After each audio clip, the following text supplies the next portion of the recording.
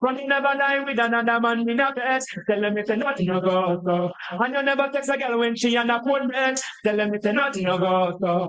And you never get a shoulder muscle with your third leg. Tell them it's nothing no go so. No girl never kiss him after she don't give you head. Tell them it's nothing no go so. Well, in a man and woman should have gone to it. The fire burn the people where they with the same sex. Now you're honey and I'm now you're the girl look for you.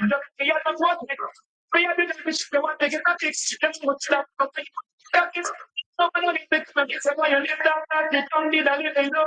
No, you never tell your friend to save yourself from the flesh. Tell them say nothing no go so. And when you got up full of graphic, full of cap and net, tell them say nothing no go so. No boy never make service where you press your edge. Tell them say nothing no go so. And them never want to join up young and edge. Tell them say nothing no go so. I make the price for your west. Let me turn this down so I can turn me up. I needed to hear some bass lines and some eardrums and good things like that. What's good, y'all? Yours truly here, DJ Knots, tapping in for another dynamic edition of Pause for Pause Podcast, season 15, episode number ocho. I think this is episode ocho. Don't hold me to that. But one thing you can hold me to is being alongside my partner in crime. You like that, right? See what you did? Yes. The one and only. This will, y'all, will thrill professional shit talk extraordinaire, love of the people, the culture, and everything about it. Yeah. What up, though? How you feeling? Sensational. New season, man. Someone's almost over. You got to come up with another word. Never. Future called. Usher called and said he ain't doing the concert. Y'all still upset about that? How you can do that to Atlanta, yo? Keep coming. Do that shit to Michigan, nigga. To Atlanta. Oh, wait, before we start off complaining already. We have a special guest in the building. We say family, we say brothers when we have people up here, but it's our true brothers here to speak with us in person. Fresh off And fresh outside. Huh? Celebrations and giving thanks and all of that good stuff. That makes a noise, Marlon. Yo. What's going on, fellas? I had to slow down because I was like, Let's get to the hard-hitting question. Yeah, right. right up top. Family. Yeah, right. How you feel, man? Feel good. Thank you for being here. Yes, I appreciate it. Fresh You invited me. Yeah. Fresh off the birthday weekend. Oh, yeah. Man. Big 5-0. Big 5. Fresh off. Oh, sorry. Amazing. Like, damn. No, sorry. Has it hit you at all? Do you feel any? My body feels it. I mean, I didn't think I was going to make it this far, growing up in an environment that, I'm not saying the environment that I grew up was that bad. It's just growing up in the era where every day is every day, you know, take it step by step, going through some little ups and downs. You just don't know if you're going to make it down the street or make it back home, so get into, I'll tell everybody the story. When you get to like 18, 19, you're like, yeah, I made it. You get 21, you're like, yes, I made it. And you get to 31, you get that somebody tell you're almost off the calendar. Then you get to 41. And it's like, well, then, God has a plan for me. So it's like, you know what? I can make it. I just hope to make another 50 years. Facts. Ain't nobody tell you to start off all serious though. Like that's way too much. I'm serious. I'm like, come on, like this. You know me for a long time. Yeah, I know, but it's just, the people got to warm up a little bit. They're like, yeah. I'll listen to this. But yeah, the celebration happened. Like I said, like just being there is always great. Yeah. But just seeing you interact with everyone, it was different because you so used to taking care of everybody else. You know what I mean? Yeah. Seeing people celebrate you and you like couldn't run from it. Yeah. That's what brought me a lot of joy. You know what I'm saying? Yeah.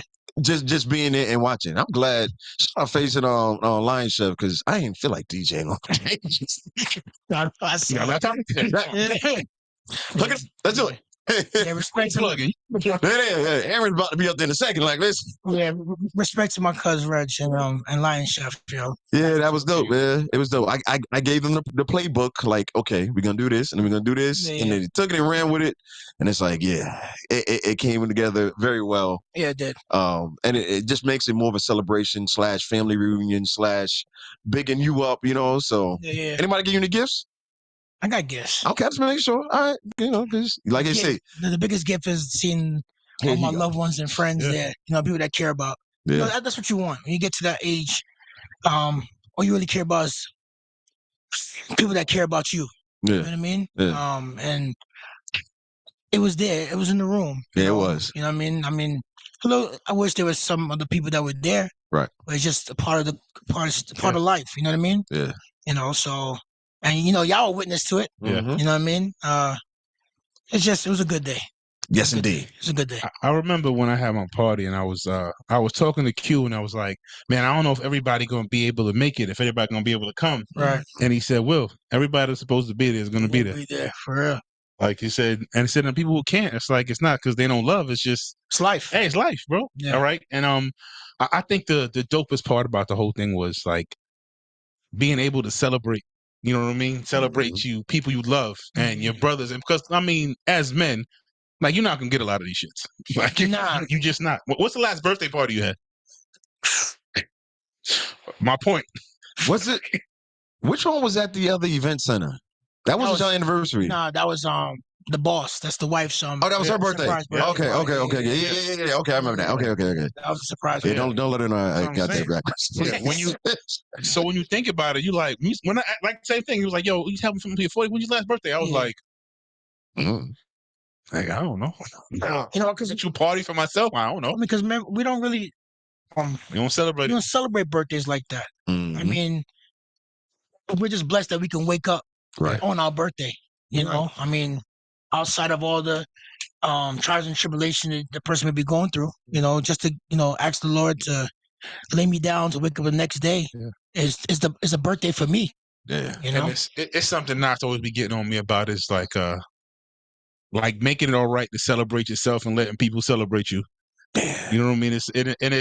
It's so, I don't want to say hard, but it's difficult because we never really, like, we don't want it to be about us. Like I always say, like as a man, like I want to make sure everybody good. I make sure my family good, my friends, my mom, my dad, like you the overseer, the protector of everything. Yeah. So when it comes time for somebody to really be like, nah, bro, I really want to thank you for being this. And you like, yeah, then you don't got to do all that. Something that really let you information. So, there was a lot of work leading up to the event, but what really stuck out was him. Because I'm out there making food and trying to get everything right for people to, and he told me to get off what I was doing and go get ready. Yeah. He's celebrating you. Yeah. You know what I mean? Even though everybody was telling me this, he got mad at me. Yeah. He was like, yo, bro, get off of this. Look, we got this. I got this. Yeah.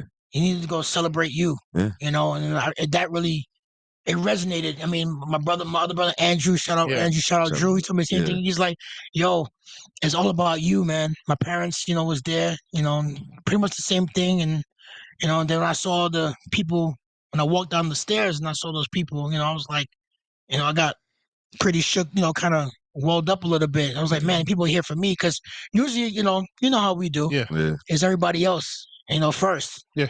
Us second, so that's a good look. Yeah, man. Second, if not last. I think that's the best way. Always. And that's just not even you thinking. That's just men. Like, for real. Think of it. Go here. Oh, Lord. That's a good thing. Well, we'll see how good. Go ahead. What's the best, and not from the boss. Sure. What was the best Father's Day gift you've gotten?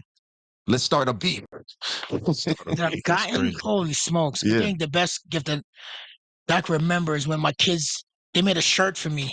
And they all put their hands on the shirt. And I still got that shirt to this day. I mean, of course, can't fit it, but...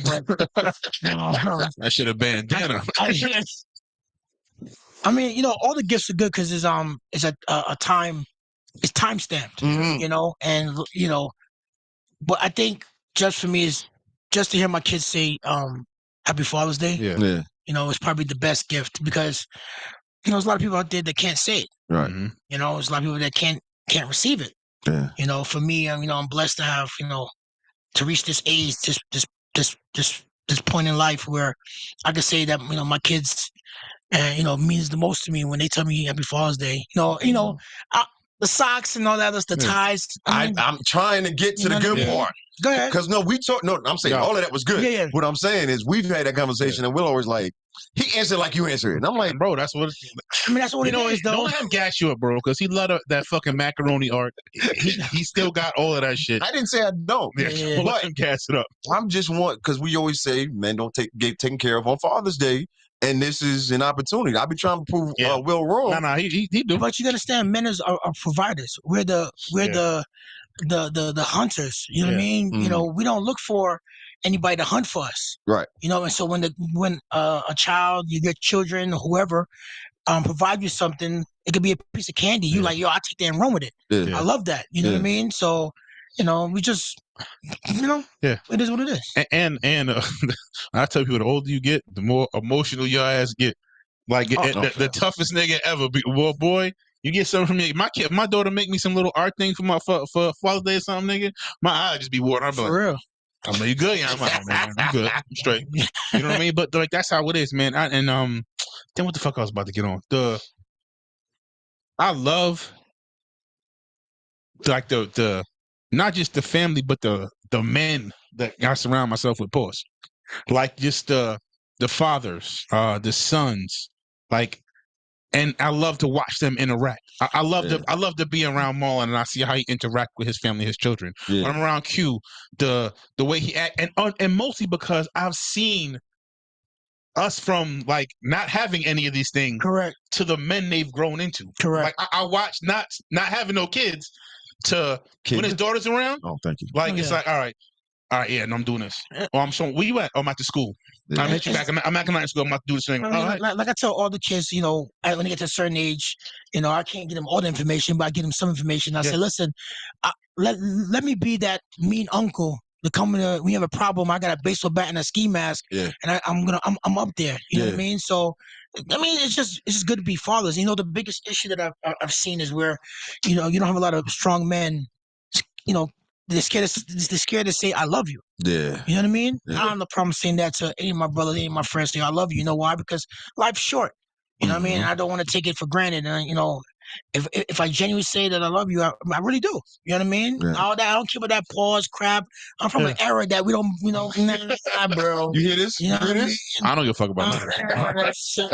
I'm pausing everything. Nah. Brandon, nice try. You know what I mean? I'm just. Nah, I don't care about that crap, yo. I'm 50 years old. I don't need all that foolishness. Come on, let's do it. Gonna say it. Let's do it. Yeah. I can't find my eardrums. I got my July twin over here. My birthday twin is here, man. Yeah, but this is a surprise. What's going on, man? How y'all feeling? Peace, man. Let's go, bro. Peace. Will called an audible. He said, nah, whoever was coming, they can't come because Marlon want to be there. I was like, all right, enough said. Want to be there. Yes, sir. Listen, I Oh, almost screamed when I walked in. I got work to do now. Yeah. I had to play the big joker. I called Stacy for Gotcha.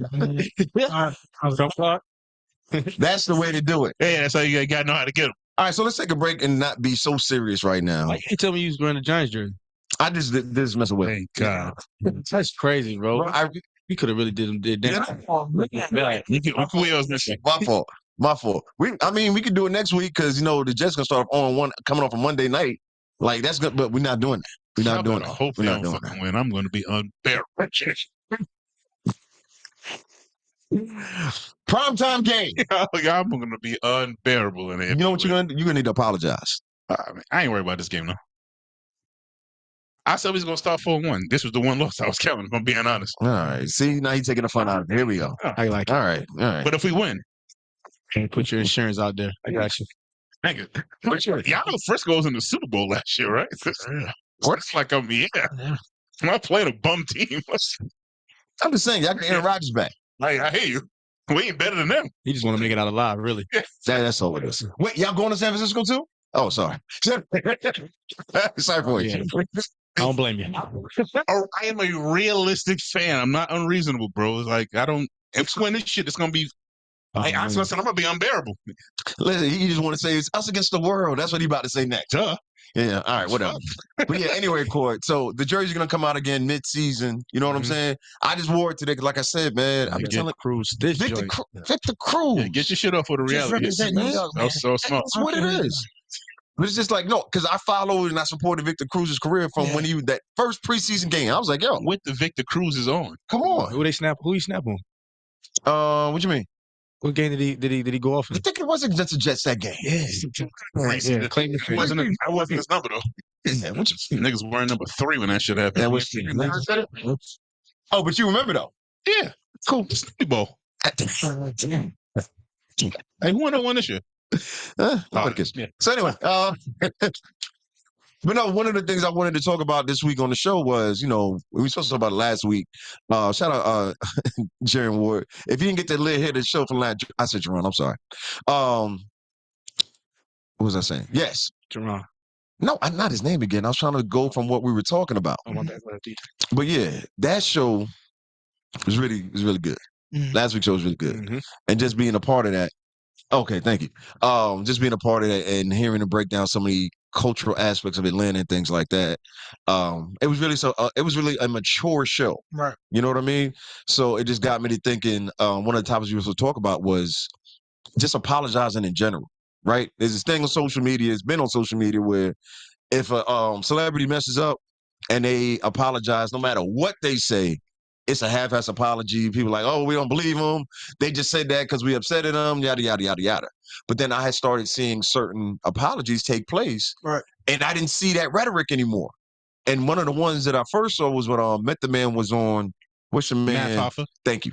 He was on Matt Hoffa's show podcast. Probably about a month ago. It was sometime this summer. But anyway, he was telling the story about how he had to apologize to Destiny's Child. And this is the three group, when there's three of them. It was Beyonce, Kelly, and Michelle. And he was like, one day he was in a bad mood, and he basically was like treated them real shady. Yeah. You know what I mean? And all these years later, it sounded like a true heartfelt apology. He's like, I never really ran into him again, but I would like to because I want to apologize. Which, he didn't have to do. Right. You know what I'm saying? Met the man, Mets back on top of the world. His role ain't going nowhere on Power. He's still touring. You know what I mean? So it's not like he's down bad or anything like that. Right. But he just took that time to say, you know what? I messed up, and I want them to know that they ain't deserve it. I apologize about it. And like I said, just seeing people accept it, I was like, damn. So what is it about this apology versus the other ones that celebrities or people of interest will put out there, and people are accepting his, but the other ones, they're like, yeah, nah, get out of here. Yo, it's so bugged out you bringing this up. Why's that? Because me and Mom was literally just talking about apologizing. and it's gonna sound like I'm playing this conversation. I dead ass I did not. No, keep going, come on. No, it's just like the idea of it. And we always talk about this shit as men and like growing up and getting to that stage. You see when Method Man, that shit happened. When he mentions Destiny's Child, just know that shit probably happened 15 years ago. Right. Like maybe more than that, because Destiny's Child has been out since the late 90s. Yeah. And that's why I specified the three and not the four. They hadn't been Destiny's Child in quite some time. Yeah. You know what I mean? Like, so just for him to hold that, I'm like, no, like they still owe an apology because I fucked that up. And I just admire it, and I love to see it from more of us, especially in our community, just bringing that to the forefront of like, you know something? I fucked that up. Like that shit was my fault. However it went, or maybe if it wasn't 100% my fault, I could have did that shit differently, and I ain't have to react the way I reacted. Hey, I can't wait to see them in person because I really want to apologize to them. It's dope that he did it in public, but I love the fact that he said, listen, I really want to see them in person so I could apologize to them. Yeah. Because that shit wasn't right. There's no limitation on apology. Ain't no statute. There's no statute. You can apologize, Yeah. Does it make it more valuable if it comes, like, I'm talking about to y'all personally, like. Time, it does matter. That's what that's what I was asking. But there's no limitation. Yeah, but our timing is different than their timing. You know what I mean? Those are celebrities, and they're in the limelight, they're in the public, so for us, it's a little bit different. Yeah. There's different levels to it. I mean, apologies, it's apology for me. If it was yesterday, today, or 10 years down the line. I don't hold no ill will on anybody. Yeah, but you grown, man. Like, like I say, you get to an age and a position where you like, you know what? Like I was told, we just talked about it. I may have, 20 more good years on Earth. Right. Well, I'm gonna sit here and just sit. Thank you, my brother. Come on. I don't know, why I'm gonna sit here and think about what somebody else did to me, and stop my blessings or stop me from trying to, just live my life. It's I'm not gonna forget. Right. And if you feel if it's genuine, then I'll let you say your apologies. And I'm not saying I'm innocent. I got a lot of apologies to give out to people that I've had in the past where I grew up with. You know what I mean? The love is still gonna be there no matter what. Facts. It's just stepping stone, one day at a time, bro. I agree. I do. Court, you was gonna say something else? Not really, but I can add to that. Go ahead. No, I was gonna go when y'all mentioned timing. I was like, I think the timing does matter in certain instances, but I think more than even the timing, is something Marlon mentioned, was like that shit gotta be it gotta be genuine. And I think I would appreciate that more than I would appreciate your timing. You know what I mean? Because if you're just saying that shit, you did that shit, my bad. Like that bad timing. My nigga, you don't really give a fuck. It's bad timing. You know what I mean? I almost prefer somebody just like, something, man, bro. I thought about all of that shit, and while I may have came off the wrong way, I would never want to fucking do that to you because I love you. You know what I mean? It wouldn't even never been that. So like I'm truly, I apologize. Like that wasn't to me. I look at that and I'm like, all right. Like I'm more receptive to that. I'm more receptive to the person of like, nah, my nigga, I thought about that shit. I was bugging. You know what I mean? Like I was bugging. Like, yeah, that's on me. You know what I mean? And knowing that for a lot of people, bro, that shit is an extreme thing for them. Cause I mean, we all know a bunch of people that will never said sorry in their life. You know what I mean? Like maybe dead ass wrong. You looking at them like, oh, for real? You don't think you was wrong? Are you really defending that wild shit? Like, and you looking at them like, nah, blood, I'm gonna go over here. You're tripping. You know what I mean? You're really out of pocket. Like, so I love the fact that we've gotten to that point, and I'll be watching court, like get to the when there be moments where I'll be like, this nigga about to fucking wig on this, and he'd be like, nah, let me chill out. I'll be like, oh shit. I said, my man's in his bag over there, bro. Like, nah, we off of that. We can't. I can't do that. Sure. You know what I mean? Because that's the truth, man. I always say, like, the shit that people may have done or treated me away or acted a certain way, bro. The forgiveness I given out, that shit ain't for you. It's because I ain't trying to hold on to none of that. Right. I'm just not. Like, it's too short. Marlon said it's like, I don't know how much time I got. It's too much energy. I don't got none of it to give to you for that type of shit. I don't got none of it. I can't sit there and dwell on you and be mad at you for some shit. Whatever, bro. It is what it is. It's definitely good timing and bad timing. You know what I mean? And I know I've learned from experience that you have to allow people to be mad at you or give them the opportunity to be mad at you. What you mean? Smart. Or say more. If I cause a issue or I do something to offend somebody, that quick fix, like Will was saying, like that could come off nonchalant and come off arrogant, or it could come off just disingenuous. Disingenuous. And so now when I've seen that I've offended someone, I've made someone mad, instead of me just, because I got the mindset of just like, once I where I was like this, once I get into a point where I'm like, okay, I'm giving you the apology, I'm trying my best to like make it right. I want you to accept it right then and there, but I have to understand, like, you have to give people time to be mad at you. You give them an opportunity to be mad at you. So it's like, okay, now, I'm gonna give you a space. I'm gonna let you dwell on it and get to a space where you're able to receive my apology. You get what I'm saying? Yeah, I do. Yeah, I do. I follow. And then a lot of times before I even apologize, I give myself time because I want to assess all angles and perspectives in the situation. Make sure that when I do apologize, that it's not coming from a place of ego or coming from a place of like arrogance. Yeah, and because you can do that unconsciously sometimes. You know what I mean? And kind of like, if it makes you feel better, like shit like that. You feel what I'm saying? So I want to make sure, like, okay, I'm sorry that offended you. We're not doing this again. My favorite. Feel me? But I can explain to you how like bad timing or the timing matters, even when the situation personal to me. I've had a friend that I did a flaw move with. I did a flaw move. You know what I mean? And some time went by. You know what I mean? And I know I could have, straighten it out. But I allow my own guilt and my kind of like me not wanting to face it. And time go by. It got to a point where, like, when I did get a chance to talk to him, he was so far gone from removed from the situation and so unattached to it, to where it was like, bro, like I appreciate it, but it's like, bro, I don't. Yeah. It's fucking me up that you doing this now, because it's like, bro, I don't give a fuck. You know what I'm saying? And it's like, I feel you. You feel me? Because it's like, what about if I'd have caught you? Well, I'm not gonna say right then and there, but within a timely fashion. Right. You know what I'm saying? Where it's still fresh. Yeah. So where it means something to him for real. Yeah. I think that we would have been able to mend our friendship right then and there. But it's like so much time went by. Yeah. And he's gotten to that point where he was ready to burn that bridge and not even look back. Yeah. I can't get mad at him. You feel what I'm saying? But I know I did that solid to make sure my conscience was good. Yeah. And then I made sure we had that understanding. I didn't walk into the conversation like wanting everything to be back what it was. Right. I figured it could be that. You know what I'm saying? And now, but after I processed the whole situation, I learned, like, you know, maybe if I would have apologized a lot, you know, when it was more fresh. You get what I'm saying? Yeah. Yeah. It have more meaning and impact to it. Because at the end of the day, if you let too much time go by and people get to the point where they're like emotionally unattached to it, They indifferent. They appreciate it, but it's like, yeah, it's laying on deaf ears for real, for real. Right. Good point. The last time a woman apologized to you? No. There you go. So the Giants. You gonna make me sound like a Messiah. I'm gonna make you sound like he's mad. Who hurt you? Nigga, no. Just doing shit. Hey, man. I gotta sit and think on that. And that's bad. I'll tell that to everybody, not just you.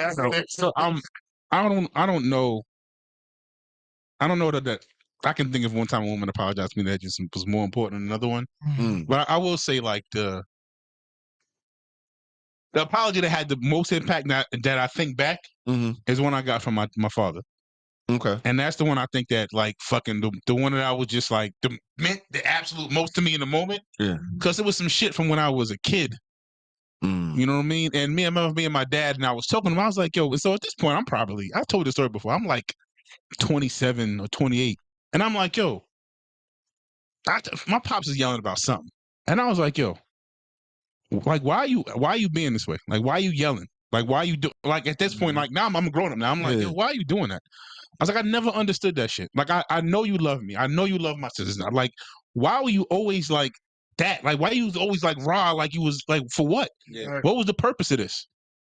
Right? And I'm watching him, and my pop just starts crying. And I'm just sitting there like, and that's when I, like, you really begin to understand, because at that age, now I'm starting to see you as a person that has flaws and had traumas and had all that shit that I now carry that I don't necessarily knew you were carrying, because I'm older and I'm carrying it. You know what I mean? So now I'm like, damn. Yeah. That's why you was, like, that's why you felt that way. So when he was just like, yo, I'm sorry. Like, I love y'all more than anything. I would do anything. And I know he did, because he did. He did everything for us. Right. You know what I mean? I ain't never been, you can look at me and tell I ain't never been hungry in my life. You know what I mean? Like, I had awesome childhood, awesome Christmases. You know what I mean? So, like, when he comes to me and he says that shit to me, as soon as he see it and I see him crying, I bust out crying. Because in that moment, I'm like, me too. All of that shit's coming back, like, damn. Like, you're carrying all of this. Not only that, you're carrying the burden of, like, yo, I'm somebody's father. I have 4 children. I got to make sure they're straight no matter what. You know what I mean? They may not be able to see me as much because I got to work fucking 6 days a week. I got to work 12-hour days. I got to make sure they're all right. I got to make sure Christmas is good. You know what I mean? I got to make sure they got new shoes. Right. Like, I got to make sure we go on vacations. I got to do all of this stuff. On your back. And you don't necessarily understand those pressures until you're in those situations. Yeah. When you have your own family. You know what I mean? And so, like, even in that moment, I thought I got it, but you get it more as you get older. See, now I'm at the age that I remember my pops being. Got it. You know what I mean? Because I'm the youngest, so my parents had me when they were in their late 30s.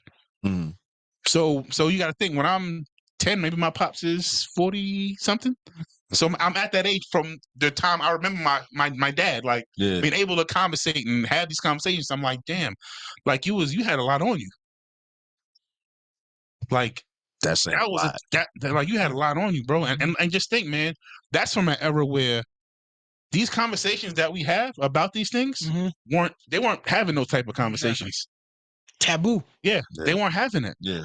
You know what I mean? He wasn't sitting around talking to his best friend like, yo, man, I got tears in my eyes and this is what happened. This is going on with this.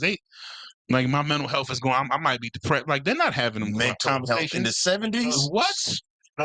Yeah, like, buck up, nigga. Like that's what it was. Mental health in the 80s. So, like, when the more I think about it, I think about that part of it. Like, damn, like that was a lot. And to not necessarily have the resources or have the people to talk to get that type of shit off. Right. So, like, you trying to medicate that yourself, or you know what I mean? Like B said, I'm gonna buck up. You know what I mean? I'm gonna carry this on my neck. I got it. Yeah. You know what I mean? Like, bro, you can't carry that shit. I mean, and I know that until I get to that age, and I'm like, oh fuck, no. Yeah. So how do we get more men to understand that? Because as much as we talk about it, because we know, you know what I mean? How do we? It's still a lot of men be like, "Man, you did what?" Or like, I don't know how to do that. They'll tell me literally, they're like, they don't know how. You know what I mean? They don't know what it looks like. They don't know what it feels like. And if it feels too weird, they definitely don't want to do it. Go ahead, Court. We had all right, our group chat. This is a guy in our group chat whose son is autistic, and he doesn't like us to say the R word. We all think know the R word. Yeah, I got you. So, Ravens? Huh? Okay.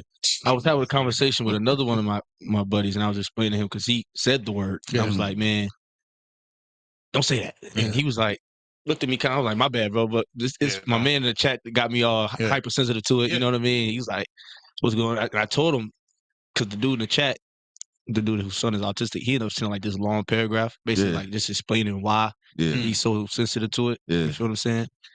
And I explained it to my man, and I let him see. He was like, that nigga on some female shit. I was like, nah, bro, that's not female shit, bro. Like, don't do that. I said, don't. When a man sit there and express himself and try to, you know, let you in on how he feel about something, that's not female. That's manly to me, because it's like you being transparent, you communicating, you allowing, like, you trying to get some type of understanding. I feel like men should have understanding. Yeah. And a lot of times I would want for a man to like get more detail. You get what I'm saying? Yeah. Like, get more detail, because at the end of the day, he could have just been like, nigga, I don't like that word. Like, don't say that. You feel what I'm saying? Chill out, you know. But he kept it real enough to be like, yo, bro, this is what it is. This is how I feel about it. And I had to, like, and that wasn't easy. Yeah. The problem is that you don't want to feel weak and feel vulnerable as a man. You know, growing up, you know, like my brother's saying that, you know, you never see I've never seen my dad cry. See him cry when he was dying. Really cry. You know, and you know, coming from a real strong Caribbean background, you know, the men just pretty much. I mean, warriors. You know, even women. We took a bullet to the face and keep on moving. Right. You know, but then when I watch my dad, I watch anybody's walk struggling. You start to realize that, yo, listen, this is you in a couple years. And you got to be able to open up.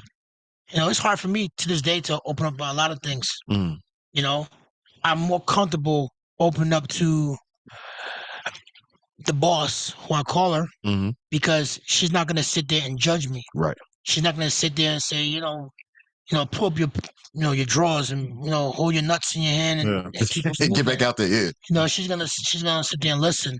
You know, and especially that I have with my brothers. You know, we can talk, we can argue, we can just come to a realization and have an understanding, and then we feel good about it. You know, I mean, I got some friends that I grew up for years. I mean, going on 40 years. You know, that now today we can talk to each other and say that we love each other, and and talk about what I may think you're doing wrong as a father, or with your children, or not try to get too deep into it, but it takes time. Yeah. You know what I mean? It's hard. It's hard to be a dad out there. Man.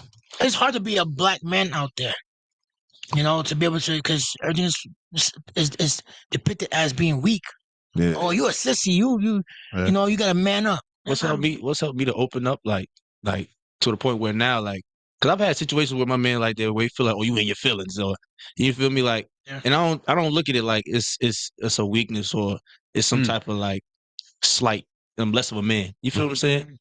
I feel like I'm more of a man. I feel like you should speak up. Right. Because a lot of times, I'm more emotional, intelligent I become. I've learned like you can bottle that shit up, but it's gonna come out in some way. Like it's almost like seep holes everywhere. But and you're playing yourself if you feel like just because you're not speaking on something and you're piling it on like as if like it's tucked and it's gonna spill out and like whether it be at your job, whether it be with your relationships between your girl, your kids. You feel me? Like, and I don't be wanting that. Yeah. You feel me? And my biggest regret would be like when I walk away from a situation and I think it's some shit that I wanted to say and I didn't say it. You get what I'm saying? And now I'm willing to live. You get pissed off, right? Yeah. Right. Yeah. But I'm willing to live with the consequences of anything when I speak my mind or I speak my emotions. Yeah. Because at the end of the day, it's like that's my release. I don't like holding on to that shit. Right. You get what I'm saying? And it makes me feel better. It makes me feel liberated. Honestly, it's like I got that shit off. Yeah. Like Yeah, but not everybody's strong as you. Yeah. Man, don't have that,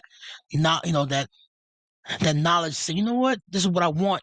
One thing I learned too is like, and I think it's one of them things where it's kind of like life just happened and done it, and it did it for me. Humility. Yeah. What you mean life did it for you? I had to get a healthy dose of humility. I was a cocky mother, like real deal. I was ridiculous. You feel me? And it's like life has humbled me in a lot of ways, and it showed me so much humility to the point where it's like I can joke on myself and not take myself too serious. Before it would have been an issue. Before, if I tripped up with a flip flop, I'd be tight. Like at yourself? Yeah, like a dummy. But now I'm like, that's fucking hilarious. Yeah. Who's seen that? Like, you feel me? And then it's a process. You get what I'm saying? But I tell people, I tell cats all the time, like, bro, don't take yourself too serious. You get what I'm saying? And I joke all the time, but like I love seeing tough niggas have goofy moments. Yeah. Yeah, you do say that shit a lot. You said you said you seen Game Trip? I said, yeah, I seen Trip. Love that shit. Cause it's like, bro, you need that. Like, it wouldn't feel that the impact that you have in that goofy moment wouldn't feel as bad if you didn't take yourself as serious. Yeah. So that goes on with your problems in your life and getting shit off. Like, bro, Court, I watch, like I said, because we've known each other for years now. Like, even though I've known all of them at the age you are now, or even at the age I met you, we weren't necessarily having these conversations. No. Like, so, like, when I look at it, I'm like, bro, you're gonna have such a advancement of self and the man I want to be, and like, oh shit, that's how you doing it. Yeah. Like I watch, like they'll tell you, I have the youngest children in here. You know what I mean? But no, I get to watch how Kanata raised his daughter. I get to watch how Marlon raised his 4 children. I get to watch men that I respect do these things. So I got to watch my father and how he provided for his family. Like, and those are the things that you're so able to pull from. I get to watch how this man goes about treating his mom, his family, his children, how he's a provider for them. Same with him, same with Q, same with all the men I surround. Like I watch like that. Like, it's such a cheat code that I almost wish I would have realized that earlier on. Okay. So I could have sparked these conversations up then. Like that I watch it and I'm just like, damn. Like, oh shit. I remember this one time he was on the phone with his daughter and he handled it like this. I'm like, fuck. All right, that shit was there. Let me get that. You know what I mean? Like, and I'm just like we got such an advantage. You're at such an advantage when you have the right people around you. Like, and especially when the game is free. Yeah. And they giving it out of love because he don't want shit from me. Marlon don't want nothing from me. Yeah. That's a big plus too. They don't want nothing from me. When it's just your well-being that they're talking about. I don't want nothing. I had to curse out a mutual of ours. Yeah. Well, not recently. Yeah. Because he asked me something about how to I don't want to put all this business out there. It was an interaction he was having with one of his kids, but it wasn't as serious to me. But the way he was building it up, I could tell it was bothering him. Right. But, I'm not going to demean, you know what I'm saying? But I was just like, it was more of a reminder, like, you're the adult, right? You gotta remember that. You know what I'm saying? It's like, I mean, I don't have no problems if I'm doing something wrong and Will put me aside and say, yo, bro. Like, I watch him do things with his kids. I'm like, damn, I wish I could do that. No, seriously. He'll go up to them. They doing something. He'll just go to them quietly in their ear. say whatever, walk away, change everything. Yeah. Me, I'm like, yo, I'm gonna put my foot in your chest. You know? I mean, I'm serious, but it's just you learn from. You gotta learn from other people. That's a fact. You know what I mean? Yeah, you can't use, and I tell all parents this as well, because I learned it. You can't use the same strategy, tactics all the time. Right. Because these kids are intelligent. They're going to know what you're going to say before you say it. Correct. If you yell all the time, it's not going to have the same effect on them after like the first 4 years. Yeah. That's going to be like a regular volume to them.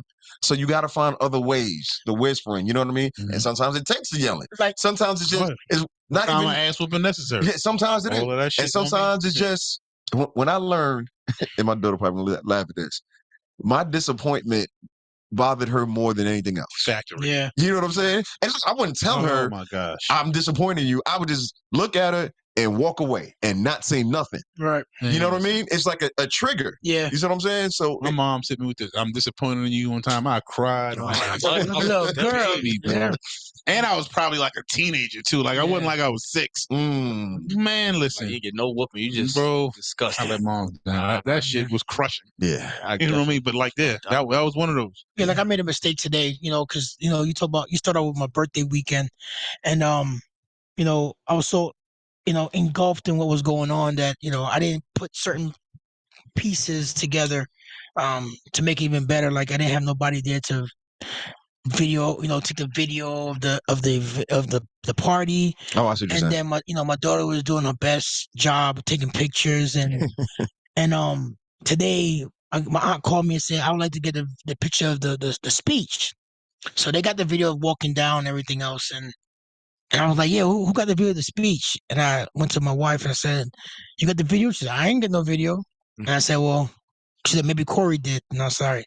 And I yelled at my daughter saying that, you should have got the video, and it was my day. And I sit back and I was like, God damn. I was so hurt. I was for myself. I was just mad at myself, and I try not to show it. And I was like, that's why I started seeing the text messages to the crew, like, me get the videos, and so to my, my daughter Corey and to my wife, I apologize 1,000%. It wasn't I wasn't mad at y'all. I just, somebody wanted a piece of time, era that, she wanted that. Yeah. And I couldn't do it, so I apologize. I'll get you some ice cream later on. Yeah. Ice cream helps. Oh yeah. It does. It does indeed. What else would I want to say? Is Tyrese crying too much? Nigga, that shit. Hey, are you talking about him right now? Yeah, I mean, we being vulnerable. I think Tyrese is very entertaining. I think that he was acting. He made it too obvious. All right. So overall, I'm saying what made me think of that was because we're saying like it's great for men to be vulnerable. Yeah. Is it a point where it becomes too much? And not just for Tyrese. I'm just talking about men. Like, Yes. Yeah. Where's that line? I don't know, but he definitely. I don't know where it's at. So no, we trying to help. Right, so when I was watching him, and I'm guessing it's in reference to the Breakfast Club interview that happened a couple of weeks ago. I honestly, bro, I can't. I don't want to say what his mind was at, but I'm gonna tell you how it looked to me. That shit looked like he was acting. It was staged. My opinion. Entertaining. My opinion. Really? So now you're judging. I said my opinion. Another man's hurt. But every year he's doing the same thing. I mean, the brother been through a lot. Man, come on, bro. This is my thing. This is my thing. Okay. Now, can you say somebody is being too emotional? That's that what you're saying? Like, is Tyrese being like too emotional? Yes. Is there a line? Nah, I think he's just emotional. Yeah. Huh. You feel me? And it's like, I mean, people get triggered. I think people get triggered, and those type of interviews and that you basically highlighting everything that's in your life, and you're talking about your life, and I think that those can be triggers. You know what I'm saying? Like, I don't feel like you have a conversation with Tyrese, he's just gonna bust out crying on you. I don't think it's that extreme, but I think if you get in there, you bust him down, you like asking the wrong question. Yeah, like, hey man, how you feeling? Don't ask him that. Yeah, you understand? I'm just joking. Yeah. But not like. Some people, I think he's just in a very vulnerable state in his life. Yeah. And he's very easily triggered. Yeah, my child support's $10. Yours is like 100,000. Because it's levels to like. I want to not what you thought he was. You thought it was official? I thought he was being his authentic self. I don't think it's too much. I don't. Yeah, knowing a little bit of the background that they've shared, he went through his wife had a miscarriage, divorce. He went through a fucked up. That's what I'm saying. He had a long. He on a run though. Yeah. So me too. I'm peeping that. Fuck that. I'm peeping what you're trying to do. He wants a viral moment. He got it on Breakfast Club. He should have left it there. And maybe that's why I had the feeling I had. Yeah, because it came. You don't went on tour with with the press run. Like maybe that's why I have the feeling of like it seemed a little staging. I ain't trying to knock nobody for the emotions. I'm really not. You are. It does. But what I'm telling you is, but I think it's because of the circumstance and what he was there for to promote something, which made me feel like it wasn't like genuine. Go ahead, Brink. I got a question. Go ahead. So I see both sides. I definitely see both sides because Tyrese coming on Breakfast Club for the third time now. And he had that ugly ass suit on. Some shoes. Nigga. For the third time, for the third time, he came on all this controversy that he's had, with Breakfast Club or whatever, and they didn't even say exactly what it was, and I understand. I definitely respect the way they kind of did it. It's like, yo, this between us. This ain't between the public, for real. Although it happened publicly. Wait, what are you talking about? The controversy between him and Envy. Before he was, he's talking about, yeah. But that ain't the old one. That's the last time he was on there. The last time he was on there, yeah. So he came on. They and they was like, yo, fuck you, then. Like it was. Oh, so that's that. But all of that being said, every time it is seeming kind of like there's possibly an agenda. I could see that narrative. At the same time, I haven't met Tyrese, but I've been in the same room with him. Mm-hmm. And I remember this was like Essence Fest, like 2012. And he about to shoot him. Man, he about to shoot him in the knee.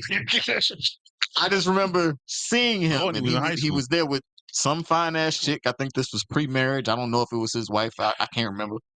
But doing a lot right now. It was some chick. Niggas in trouble now. I'm just saying. I don't even know if the dude was married. You know what I'm saying? Like I really don't. That's how you get divorced. I really don't know. I'm just saying it was 2012. He was with some fine ass chick. She had a big booty. She was built a body for sure. She yes. She, and I think it might have been natural. I don't know. Cat, why you looking at me? I don't know. No, I'm not looking at you. I'll be the judge of that. But all of that being said, like my man just looked so spoiled. He was in a pissy ass mood, and I'm seeing him somewhat from afar. He's in the room. We'll just say if I'm on this corner, he's that far away. Mm-hmm. You know what I'm saying? And he's just in. You could tell it's like, nigga, you spoiled. Damn. Like you just one of them spoiled ass celebrities or whatever. Hey, what you do, bro? I didn't know you going there. Saying. Yeah, I'm trying to figure out what's just all of that to say to bring him back. Mm-hmm. If you really look at that, it's like why are you this way? You know what I'm saying? To kind of go back, what's the root cause? Entertainer. That's one thing I've always put into consideration. But why acting that way in the public? Like right now, I think that he's just being loose with it. Like pause. Like I think he's going on these platforms. He's allowing himself, like his story, his problems, his everything, to be entertaining.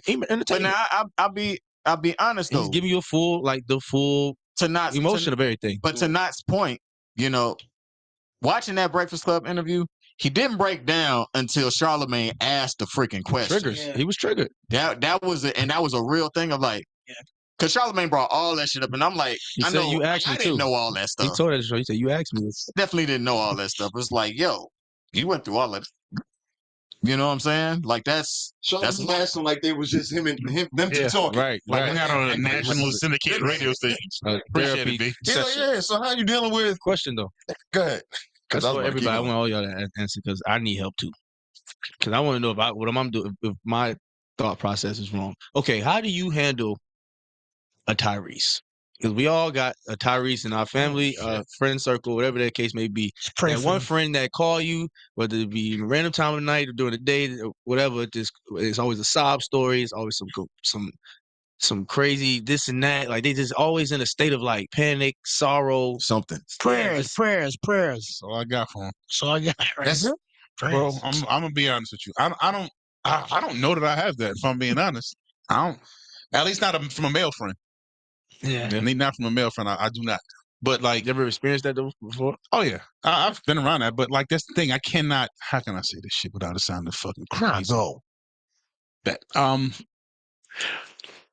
as a man, you should be able to open up and speak your mind like we've been saying the whole time. But there is a time where you're gonna have to be a man, and I mean that, and not in a wild, barbaric type of way. It's just that, like, bro, you're gonna have to wear some of this. Some of this stuff is gonna be a responsibility. And guess what, bro? Ain't gonna be no easy way. We're gonna have to walk right through that fucking forest that's haunted right there with fucking lions and jaguars and dinosaurs, all kind of wild shit. All the teens, like, yeah, everything. Man. Chill. Like, all that shit gonna be like that. So I like, and I could guide you. You know what I love more than anything, more than you fucking telling me what to do, is telling me your experience with something similar. Like, that's the shit I could take from and really learn from. Like, the mistakes you have made are way more educational to me than you give me your opinion about something. Facts. Like, yo, I can't tell you exactly how to do something, but let me tell you what happened when I did it this way. I did it like this, and this is what happened. Now you can see my fucking flaws. You might have a different idea, or you might have said I was gonna do that same shit. Well, now you know that shit doesn't work. That is not the way to go. That way. You know what I mean? Like, so, like, I love it when I'll be like, "Hey, I'm gonna do this," or Knox might be like, "Well, I did this," or Marlon might say some shit like, "Nah, you're bugging. Don't do that." You know what I mean? Like, but like, you need that. Yeah. Like, so I don't have the man that always tries me and whines and cries. I thank God I don't have that, like, in my life. Because if I did, I don't even know how I'll react, bro. I know me. Choke him out. I'm gonna give you one good hard counsel.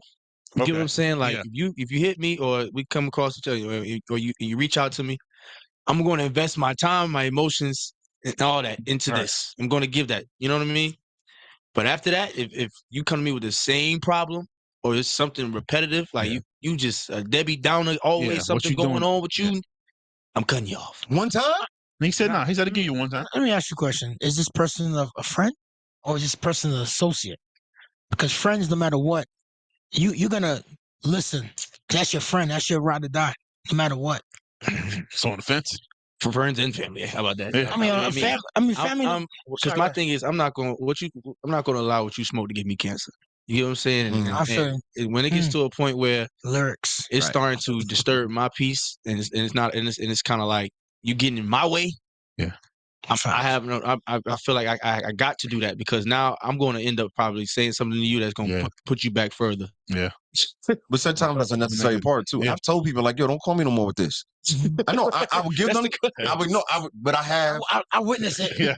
I witnessed it multiple times. Shit out. I will give you the several times. I've had friends like that. Yeah. You know what I mean? Family, but a family. But they, if they're younger than me, I'm gonna show them some grace. Yeah, I'm gonna throw them some bail. Absolutely. Never been through it, stuff like that. But if you're around my age and older, what the fuck is you doing? Right. You know what I'm saying? Yeah. Why would you do that? Yeah. So it definitely depends on the person. I definitely have cut people off, and here's the lesson: I cut people off for years at a time, but they came back later on and said, "I needed that. Mm-hmm. I see where you were going." You know what I mean? And they'll say either thank me or they'll apologize or something like that. And I'm like, all right, well, stop doing shit. You know what I'm saying? So it really depends. Yeah. And I think when you're doing it, man, it's where it's coming from. If fucking not say some shit that's tough for me to hear, because it's who it's coming from, I could take it. Because I know, like I said, he don't want shit from me, and he doing that shit because he care about me. Yeah. And now the nigga on the street that you don't necessarily know, your coworker, motherfucker you only particularly friends with, and he say that shit, you ready to slap the shit out of him. You know what I mean? So I no, you're right. I could not take it from just anybody. Yeah. Pause. That was crazy. That was crazy. The boss chimed in while we was talking. Mm-hmm. Where'd it go? Oh, here we go. She's trying to set me up. Not at all. Hey, yes. Oh, he's called me. When you apologize, she said, you and me equals infinity times infinity. She said, I'm sorry too. Ice cream sounds great. You see what I'm talking about? Listen, man. Cheat codes. How many years? Listen, man. Listen, right. I mean, like I said, I've been around the family since I was, 16? That's the wildest 16? part, bro. I tell people that shit, Tim. So if Marlon was 16 when he, I'll say that off camera. Thank you, B. People like when I introduce Marlon, I always say my brother, but he's really my brother-in-law. I guess if you want to. It's my brother. It's my brother. But the thing is if he's known my family since he was 16, Marlon is 7 years older than me. So when Marlon met me, I was 9. He was mad at him. He was mad at me too, boy. Why? Fuck you mean? Playing Batman, pick up basketball in front of his yard, and it was me, my partner, my boy Danny. When I think I was nice. And then fucking reality. And we killed them. We killed them. He was niggas on my block. Steve told me that, yo, my brother said they'll come back around to the house. I'm not defense. Nigga was 16. I was 16 and I was 9. I ain't LeBron, nigga. Like, and shit, I didn't get them I didn't get this 5'10" till I was in fucking high school. At that time, I was probably 5 feet. But like, wait a minute, you treated Dre like that too before. What? Just back? Oh, yeah. Bro, let me tell you something. I'm gonna tell you the difference between my generation and my nephews and my kids and all them niggas is not playing those. They not going outside. Nah, they not doing none of that shit. Nope. We was nigga. I don't even listen. If you ain't like basketball, you was playing. You want to go in fucking football, baby. You try to escape the house, bro. Yeah. Nigga, if you had something to do, you would fucking vacuum, do the homework, wash the dishes, and run out the house before your mom's got home and just come back when the street light come in. I'll deal with it later. See you, and don't be on the block, nigga. I'm going around the corner. Bro, if they see you outside, they're going to find something for you to do. Before I even got home. Hey, yo, hurry up, quick. You playing? Nigga, you know I'm playing. I'll be right back. Right. Let me take off these fucking these school shoes and go put on the fucked up kicks like a hooping. For real. You know what I mean? Like I tell my son and shit. I was like, you will never understand how going outside was doper than any fucking thing. Any side of it. Yeah. I love video games. I've been a video game guy. Yeah. If it was between that and going outside, oh nigga, every time. I gotta wait for it to reboot. Nah, I'm like that shit. Hit the cartridge and blow it down. And you know me, bro. I was a Tecmo Bowl and Madden King. I've been a Madden King since Genesis. For real. You know what I mean? Like, so for me to be like, would you pick up what? Football bat? Oh, I'm on the way. On Hoover Lot. Right. I'll walk. Let's go. Let me grab my ball. I'm on the way. Sun up, and you gotta think, bro, this is no cell phone time. Yeah. So a nigga might be outside. I was like, yeah. For real. Like saying shit like that. You go to the window. That's it. Yeah. That's everybody. Here I come. Let me ask y'all something now. A little bit. Before you go to that. Okay, guys. I remember fucking trying to run out my pocket. Like, hey, damn. He catch you. Your room clean? Nah. Hey, clean. I'm gonna go take care of it right now, Dad. Nigga, you start shoving shit under your clothes. Listen, the whole closet. I would get it nice enough to leave the door open to it and look crazy. And I would dash out the house before you realize, nigga, you just stuff all that shit in the closet. Literally. You just not. Everything under the bed. And my pops are so, my pops would go in there and take all of that shit and dump it in the middle of the floor. Yeah. Like, nah. Right back in the house. Nah. I'll clean that shit up for real. Yeah. But, you know, that's an even better lesson I was going to bring up. But, you know, you got to do it, though. Oh, going outside, bro. I'm going to find a way. It's worth it. And you got to make that sacrifice. Like, I know I'm going to catch it when I get back inside. I'm dead, man. But I was going to ask y'all, let me start with you. And I'm a cheat. That's correct. Well, no. I'm going to give you a framework because I know you. So you can't use family and you can't say friends. What is bringing you joy now? Waking up in the morning. Ah, good one. All right. Damn, I left that one off. Good one. Okay. Gotcha. I mean, just life, bro. Like I said, I didn't think that I'll get this far growing up. You know, people are like, oh, you had a good life, you have your family and everything else. Yeah, all that is great, but didn't know if I was gonna make it to 50. Right. You know? Yeah. My body feel like it's 50, but my mindset doesn't feel like it's. You know what I mean? Yeah. I mean, what brings me joy is I'm gonna say family. I know you. Everybody's family. I just met B. Yeah. He's family now. Yeah. Right. You know what I mean? Yeah. Yeah. Yeah. To Mom's thing, it's really love. Like and just so much of it. And that's what made fucking so overwhelming. Because Marlon in that room and he's talking, and it's just like, damn, nigga, like everybody in here like genuinely loves me and is in here. So like like you feel it. You like, holy shit. Yeah. Because sometimes you forget because you don't see everybody, and you damn sure don't see everybody at the same time. So when all of that is just like, whoa, oh shit, like damn, this fucking people really like care enough to be here. Like I was going around saying, "Do you eat? You drink?" Yeah, I ain't get nothing to eat or drink that day, boy. Yeah, you should have got some potato salad. She listening. She listening now. Go ahead, tell her. Man. Huh? Stacy listening now. Oh, listen, everybody. I need everybody. Please listen up. That potato salad. Like, Stacy. I can't tell you how much I enjoyed that potato salad. You talk about what brought me joy lately? That fucking brought me back to life, nigga. I ain't never been that excited and joyful about some shit in a long time. No, I was dead because you Said, yo, who made the potato salad, Marlon? Nigga, I said, bro, That's great. And he was like, I will, yo. Someone's like, who made the potato salad? Nigga, just stop like that. I'm not even playing. 20 out of 10. Yeah. Just like, who made 20 out of 10. Like, because, I mean, my mother, I had a lot of great potato salad in my life, bro. But this potato salad here, like that, you can literally eat that like an entree. Like, what you having for dinner? We're having potato salad. And that's it. And I'd be like, bet. Run it. At Stacy's. Yes. Thank you so much, Stacy. That food, everything was 10 out of 10. I said that was a star. I love it. You go to events and it be maybe like one or two things that you may like. Yeah. Everything else is kind of like, Yeah. bro. From the drinks to the cupcakes to the food to the tablecloth, everything was just great. Wait, you made the jerk chicken too, right? Yeah. Did you see me wrap it up?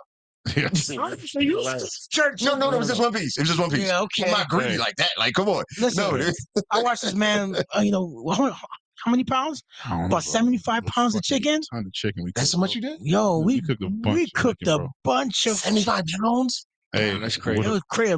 It was a lot of chicken. You was Stacey said that she got you for it. She said she got you. Yes. Wait, I didn't get no potato salad. You get nothing to eat. Hey, I'm gonna tell you, maybe we ain't go around and tell you the weekend. I'm gonna tell you the best part of the weekend. So, oh yeah. Saturday, Marlon's mom, the family, everybody came into town, and so I got the joke. Stacy had came before and was like, "Yo, you should make some red pea soup for everybody." Oh yeah. And Marlon like, "No, you ain't got to cook." I was like, "Nigga, I'll make the soup. Everybody got to eat. And them I want to go out and buy nothing, and we already gonna be cooking for the thing. So I just make that shit Saturday morning. That should have pretty much last the whole day. Yeah. You know what I mean? And then we still gonna have to cook all this fucking chicken and shit. So I really don't want to cook nothing after this. So I made the soup, right? And it's so crazy because I know everybody was skeptical, like, this fucking fat American nigga. Try to make this fucking soup. What you know about red soup? Yankee boy. Yeah, right. So most of these people never ate your cooking before. They never seen me make the soup. They eat my food before. Eat the food, but the soup I haven't made that. It's different with Caribbean people. You understand? So you know. So I'm sitting there. I'll cook it, right? And by the time everybody like got up and everything, it was pretty much done. I think I was missing like one thing, which is another fucking funny story that I'm gonna spin off. I'm gonna tell that one right now, and I'll finish this one. All right. So red pea soup. Traditionally use cock soup in it, right? Yeah. So yeah, no pause. Right. So yeah, I had ran out. I was like, shit, it's not enough. So you ran out. Sorry. All right, so I called. Hey, yo, pause. Pause. I was saying pause this time. Wow. So I called my sister. I was like, yo, what you doing? I'm at the store. I said, yo, I'm short. Like, I need you to pick up some cock soup. She's like, what? I was like, yo, I'm not. I said, yo, I'm not repeating that. I realized how crazy that sounds. She's like, oh, what is that? And I was like, yo, what do you think is in like the red pea soup? And if you know my sister, her stomach is not. She was like, I can hear her go, what? I was like, I said, it's chicken. Like, don't stop. Yeah. Get rid of the wording. It's chicken. Like, it's not what you think it is. So she's with her best friend. Shout out to Iris, right? Chicken. So you know my fucking. I was like, yeah, it's cock soup, strong like bull. Make you. Oh shit. Iris in the background laughing. I ain't laughing. Yo, Stacey she probably making that sound right now from hearing the story. But that shit was hilarious to me. Anyway, so I'm making the soup, right? I finally get everything together. Like pizza, Marlon's dad is walking around. He goes, well, Will, you know you can't have soup without spinners. There's spinners in there? I was like, of course there's spinners in there. He's looking like, okay. All right, yeah, spinners. He might know what he's doing. Check And they pull up, they see the time and everything else. It's like, damn, you prepped all of that? Yeah. corn. So me, yeah. Right? Everything. Like that. And so I'm watching it, right? And then I see everybody start to take. I'm like, yo, I think it's good, but I make it all the time. So it ain't no like so. But the real stamp is when somebody that's from there and do that taste it, and they be like, "What?" My aunt said he's an honorary Jamaican. Hey, yo, he's honorary Jamaican. Oh, honorary. Jamaican, yo. You Jamaican, right? And that shit was hilarious. And then like that night, I had started cooking the jerk chicken, so I did that last night in the morning. Yeah. Right. So when they started eating that, it was like, damn. So my mom go, yo.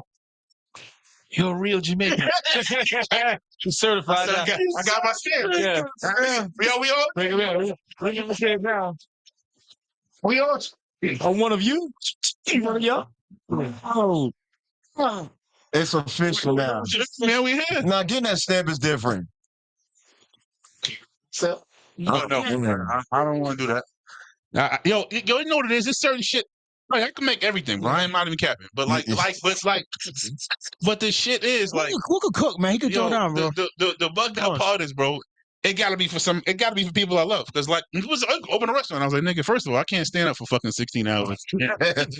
Really do that shit every single day, Prepping and shucking it, bro. That's what I'm saying. People open a restaurant or a food trick, nigga. That's a Man, let me tell you. that's your the life. level of commitment. I ain't got it. Listen, the people that was at the event, I get text messages and calls today About the food now. about the food. Like, yo, who catered this food, catered this Marlon? I said, Chesson bro. LLC, or you want to call it. All the baked goods. I got it. I tried it. I'm gonna give it away. Yeah. It was good, All yo. the baked goods is my sister. Yo, yeah. Like all the cupcakes. Like, that's all my And sister then makes. we have a family, extended family Yeah, that just make shit. that makes food. We had Put, like the like the chickpea, the curry chana. chickpea, the chana, all that Come on. stuff. Come on. That channel That was fire. slamming too, yo. Oh my gosh.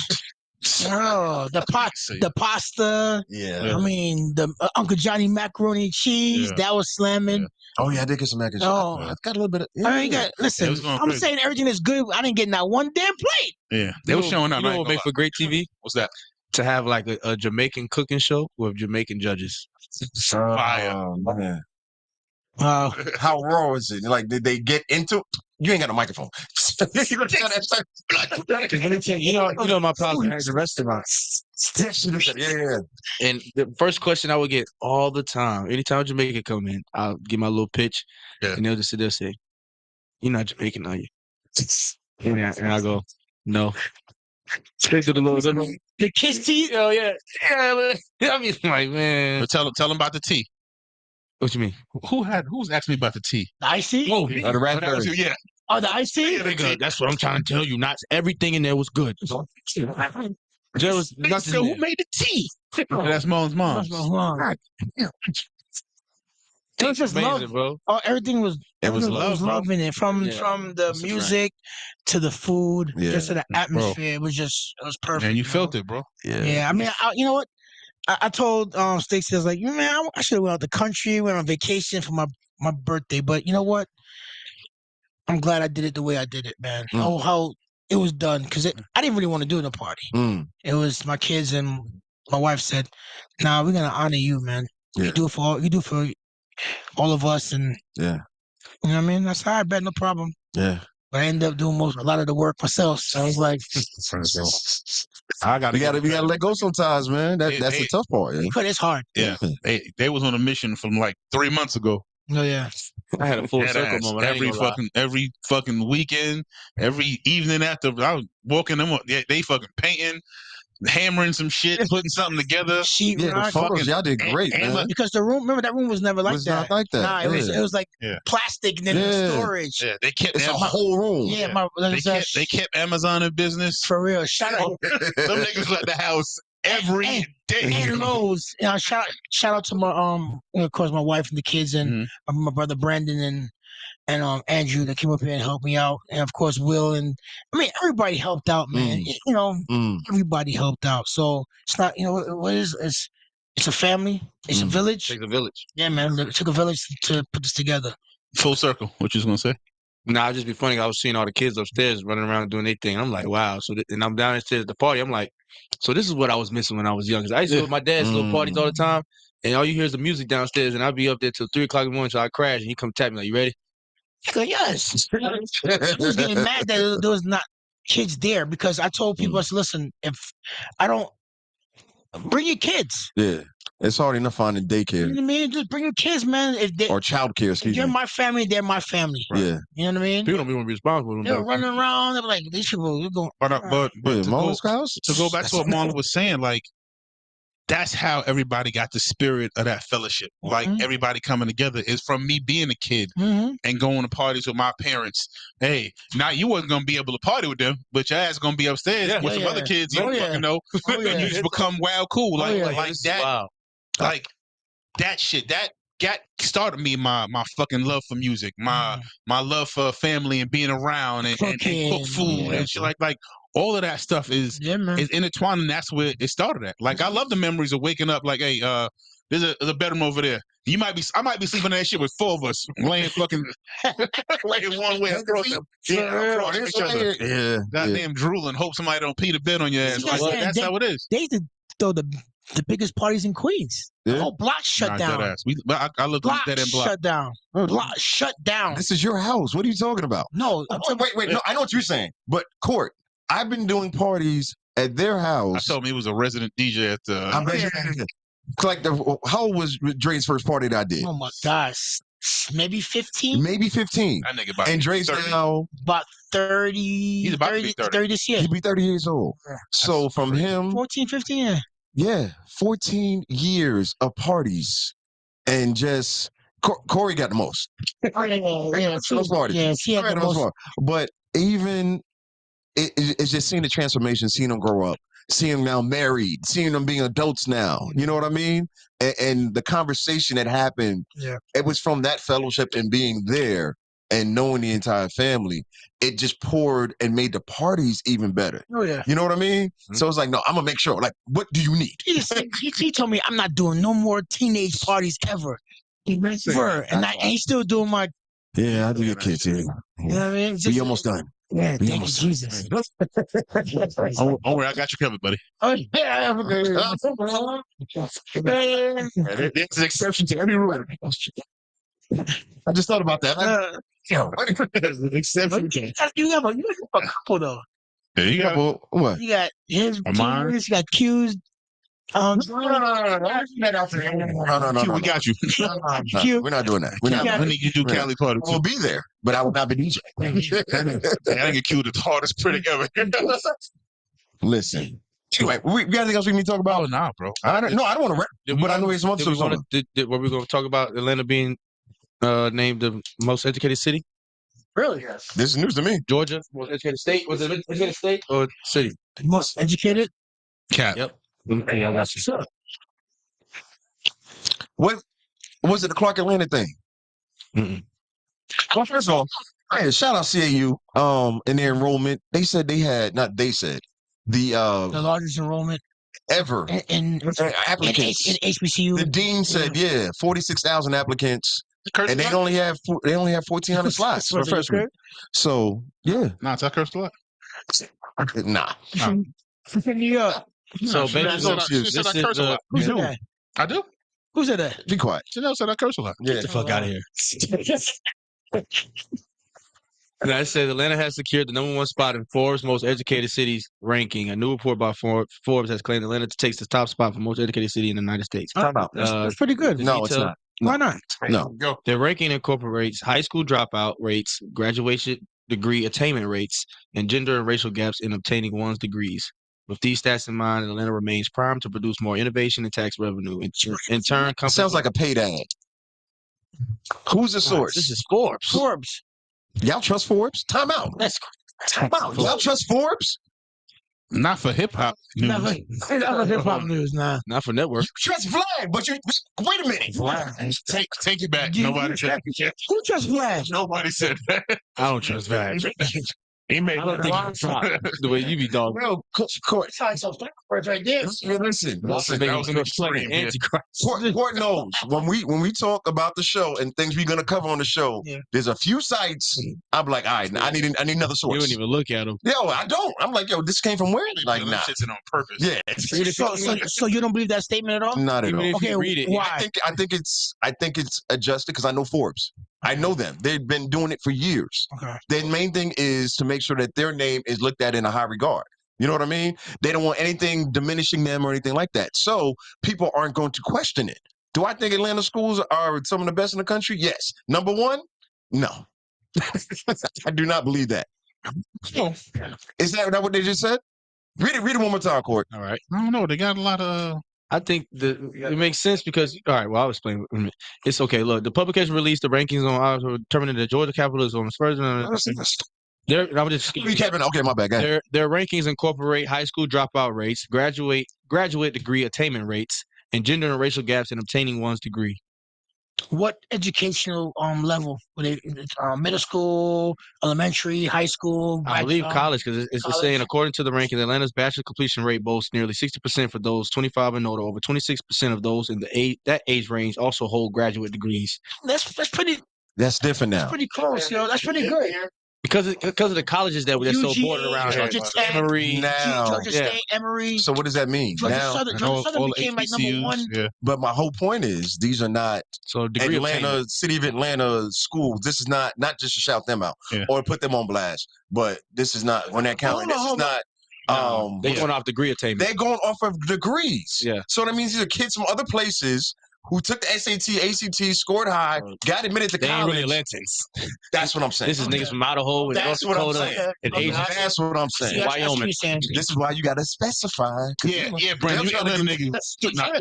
Okay, can we not? Okay, to my people's defense. Yeah. Most of these colleges are predominantly black, if I'm not mistaken. Clark Atlanta, Spelman. No, we got a lot of HBCUs. Yes. I'm gonna say Georgia State. Damn it, Georgia State. Right. Shout out to if these are people if they're high numbers in degree obtainment, that means it's some land to some niggas. Yeah, not everybody there is from another state. Go ahead, B. I mean, when I saw that article, I kind of already knew what it meant, without even reading it. Just seeing the headline, it's like, okay, you're saying, and it kind of makes sense. Atlanta's a new hotspot, or it ain't even new anymore, Continue hotspot of people still moving here and all of that type of stuff. Mm-hmm. So because of population, of course you're gonna have all these degrees here. So why would you not have, all these jobs are coming, all this commerce, all these new headquarters for corporate, is moving here. So of course it's only right that you have, the most educated people here on top of the whole type, we got a lot of, as I've learned from my girl, shout out to my baby, fellow Jamaican universities. One love. Georgia State, Emory, Georgia Tech, they're all considered Research One universities. Mm-hmm. You know what I'm saying? So that means they get the most monies for their PhD programs and stuff like that. From what I understand, they get a lot of funding. So when you think of it like that, sure, because we got a lot of transplants, absolutely, we're number one in a lot of things right now just by default because we full hookah. So now hearing that, we know who wrote the article. So congratulations, Brandon. Before we go, this may be a little broad. I may not be had this on the back of your mind, but what's the city that y'all feel like? You know how Atlanta was at early ages where it was kind of like Rio de Janeiro, way on its way up before everybody moved here. Yeah, and it kind of was like the main attraction. Yeah, what's next? Still is. Yeah. What city do y'all feel like is like in that position that Atlanta was? Charlotte. Nashville. I'm about to say Tennessee. Yeah, Charlotte, Nashville. Next up, U.S. City. Yeah. I have to give it to New York. New York. I do. Because they are established, but you're saying like up and coming, right? Like it's a different way with the gentrification and the different opportunities. It's kind of like starting over. You know what I'm saying? So I would say them more than. Hey, I'm gonna tell you that you bring a race to it. I didn't mean to say that. Sorry. I kind of lean into that conversation. Somebody know that child go to West Georgia University, right? They became a D1 school within 2 years. I didn't know that. Yeah, so it's like West Georgia D1. West Georgia's D1 school. You still got your eligibility? NIL? D1. That means when you become a D1 school, it's because of the enrollment. Yeah, the population. Yeah. So that makes sense. makes a lot of sense. Yeah. You know what I mean? Yeah. Because these schools are well, heavily populated with new recruits, new students. They're fan favorites. You know, you got SEC is the biggest conference. Mm. You know, with sports. Yeah. I mean, yeah, I can believe Forbes a little bit. I don't. A little bit. Anyway, I just like questioning them. That's all. Because nobody else does. Like, yeah. Go ahead, B. Shout out to Forbes. So Love to have because you as a of sponsor. my, once upon a time, deep into real estate, and I'm getting back into it again. So, Trap houses, huh? it's hilarious. There we go. So to answer your question, Court, like, it was actually Charlotte for a long time. They always said Charlotte was like 10, 15 years behind Atlanta, and if you go to Charlotte, if you've been to Charlotte in the past even 5 years, you can see it's like, oh, Charlotte ramping up. They ramping up. Houston though. Houston too. Houston, Dallas. I know a lot of people moving to Houston right now. Houston, Dallas, Nashville, Charlotte, Raleigh, like you said, Raleigh, Durham, Texas. And then honestly, quiet as kept. A lot of people don't know Macon and Alabama. Yes, Macon's making some moves as well. Savannah as well, because Georgia in general, because Atlanta has led so much, they've affected commerce in a major way. So like, so even with that, that's why I say Alabama is actually, now they like 20 years behind, but at the same time, more like 40. What are you talking about? No. Huntsville. Have you been to we could talk about Huntsville too. Let's talk about. So Huntsville has FBI. That's home of the ketchup, right? Boeing. Yeah, they've got all the like government agencies like out there. Thank you. They haven't.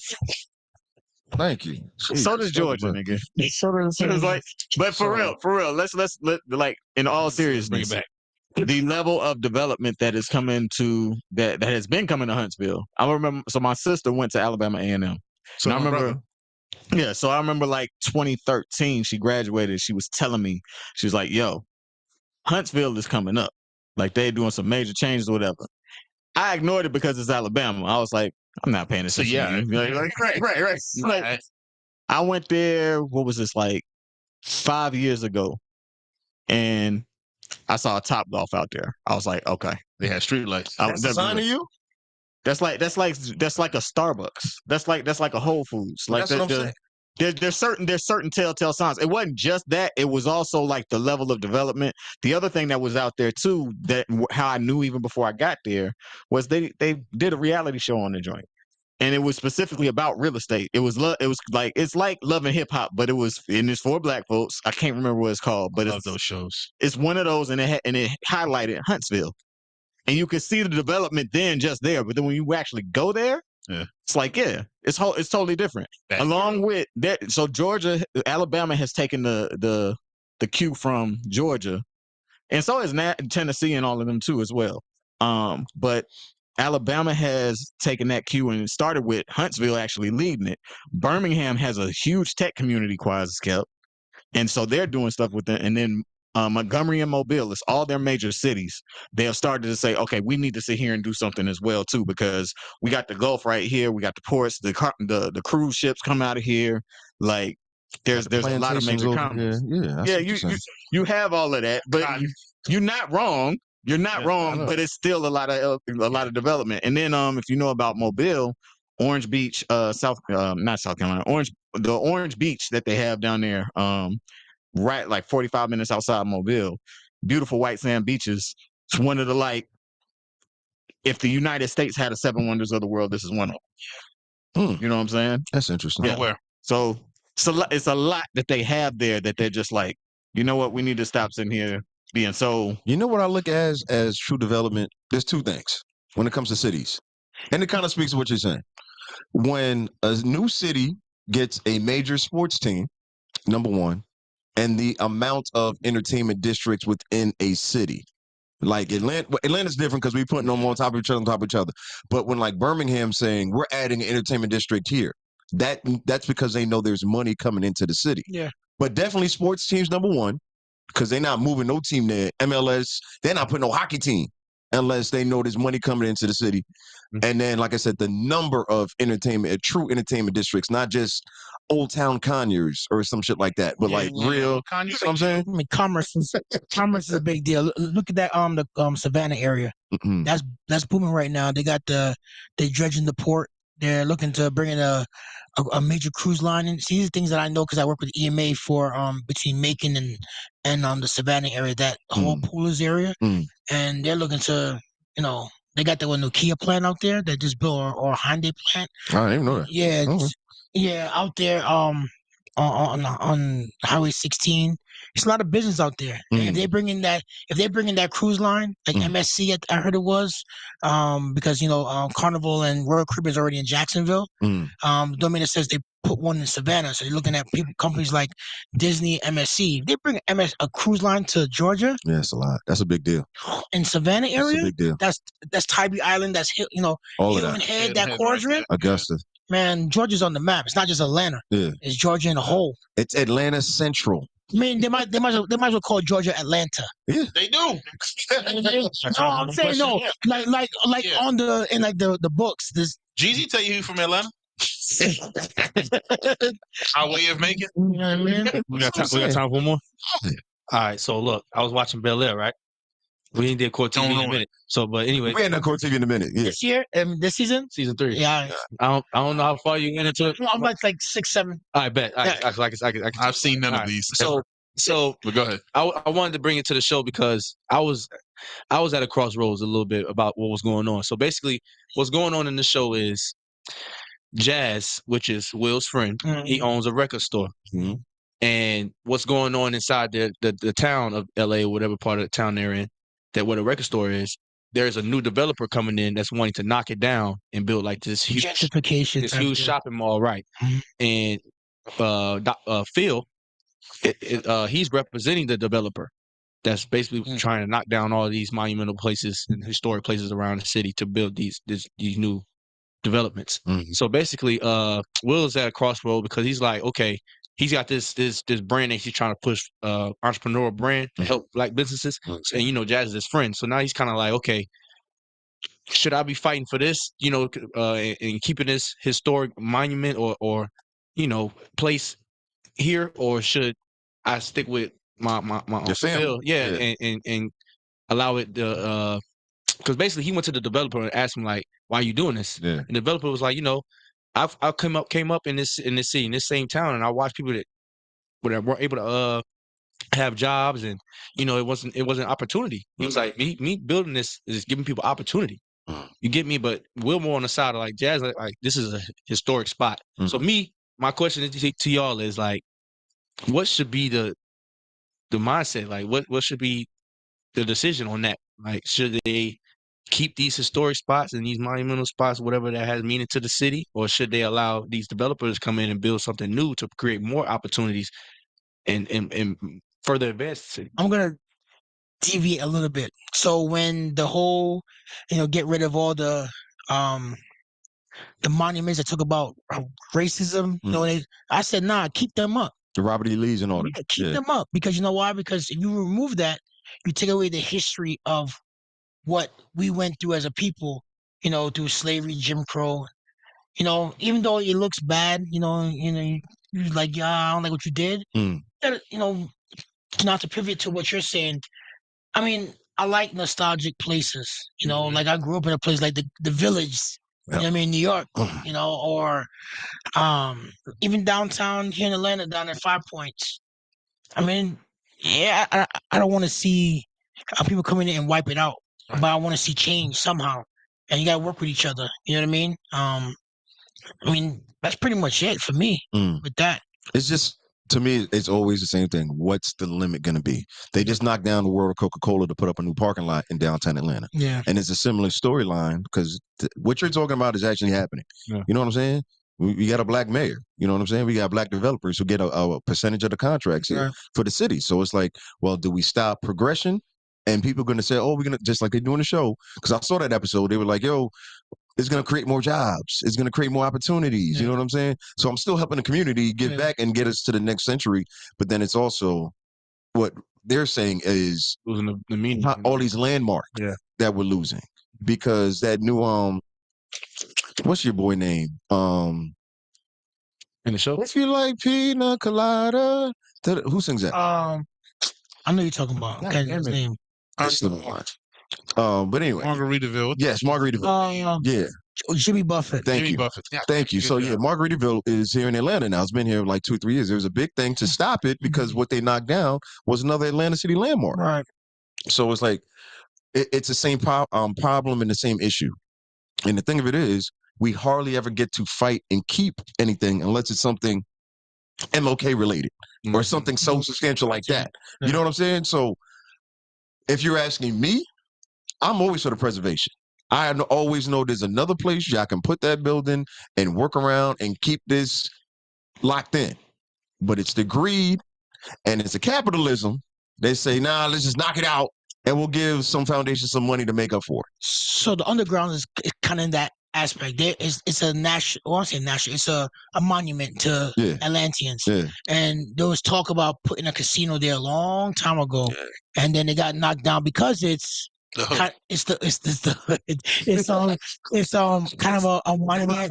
It's special to people from Georgia. Yeah. So now they're gonna pivot and put it somewhere else. Yeah. You gotta have that type of communication. Like, listen, this is special to us. Mm-hmm. It's like us, the Coliseum in New York. That's monumental to us. Yeah. And now that's gone. May it rest in peace. May it rest in peace. Yeah. You understand? So it's like, but you gotta have some people to advocate for that. You know what I mean? No, we do have people advocate for that. Right. Matter of fact, I'm glad you brought this up. But see, you got to reach out to a homie of mine. They made a point in the show to Jazz. It was like, man, won't you take this money? Oh, now you're doing spoilers. Oh, the money, yeah. Now you're doing spoilers. Won't you take the money and just build a bigger and better Charlie's?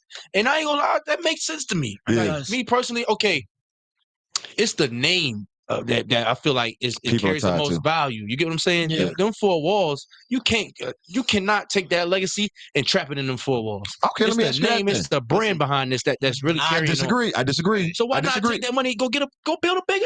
But this is what I'm saying though. So imagine if they did that with Walters. Yeah. Okay. Niggas would still went to the bigger Walters. Well, I was gonna say MLK's church. I almost said Bethune-Cookman. Ebenezer? Yes, Ebenezer. When I get Bethune-Cookman, it's time to go. But yeah, if they did that with Ebenezer, how would you say the same thing? I don't know. Well, so they kicked a bunch of churches out when they built that new Falcons. No, Ebenezer is still downtown. Yeah, the original one. No, I wouldn't. Ebenezer is a. Oh, that was a church decision, though. Ebenezer is a national monument. That's different. Churches backed by the federal government. Churches change locations all the time. That's like MLK, like MLK's house. Like you can't knock it down. It don't belong to Atlanta. But that's my point, though. That's my point. It takes something of that level to keep it around, and you know what I'm saying. So that's the problem. That's my problem with it. But like I said, we have intelligent engineers who can create these different things. Everything that's going on with the Gulch, they can find ways to do it. They're using a railroad system in place. Yeah. They're not tearing all of that up. They're adding on to it. And they're reviving it as well, but they're adding more onto it at the same time. Why do they call it the Gulch? The Gulch. You think he's slick. What did it called? Ain't you got some soup to make? What is it called? The Gulch. Oh, I thought you said something. Oh, that note. RP King, man. RP Fat Man Scoop. Did we get there? No, we didn't get to that. Rest in peace. Yeah. Rest in peace. Yeah, man. It's but the more like these really, really prevalent people in hip hop, like past, I guess it's inevitable, but you know what it is. So from our ages being young, like nobody was old. Like Tupac and Biggie died when they was fucking 25. Yeah, like they're babies. Now to my mind, like so it's like now that our legends is getting old, I'm like, damn, this is nuts. And Fat Man Scoop is not that far from me. No, he's 55. No, that man. 53? Listen, man, somewhere like that. There's so many cats you can name that's older than Fat Man Scoop, but that ain't even funny. Yeah, I didn't realize he was 6 foot tall. I don't want to talk about that. Rest in peace, Fat Man Scoop. Yeah. You meant a lot to me, New York radio, hip hop as a whole, the DJs, the DJ culture. People just thought it was just him being a hype man. Fat Man Scoop created a lot of opportunity that a lot of black DJs would have never had. Going on tour. Legend. He was doing the big arenas and big performances like the EDM DJs. Mm-hmm. You see what I'm saying? So he created so many different avenues for urban DJs that Blueprint. I don't. It's a blueprint, but it's like, and just a legendary voice, bro. That. Yeah, that voice is forever. You gotta patent that shit, bro. That man conserve his voice. Yeah, that's just some shit that just going like you could be the fucking most calm, mild mannered. That performance, come on. No, it's going, bro. Go every time, man. Listen, It's fucking playing records. What's a celebrity passing that would have y'all really messed up? Like would really mess you up, like almost like a family member. Meet LeBron James. I would be, bro. Y'all need to call me. I just wanted to answer this question. Yeah. I had to go sit down with any entertainer, anybody. Yeah, that was just you can say me. It's cool. I understand. That's y'all family. Don't count. Not as luck. He want people to pop him. This I don't know. There's just certain cats like I'll about this. If Patrick Ewing died, I'll feel away.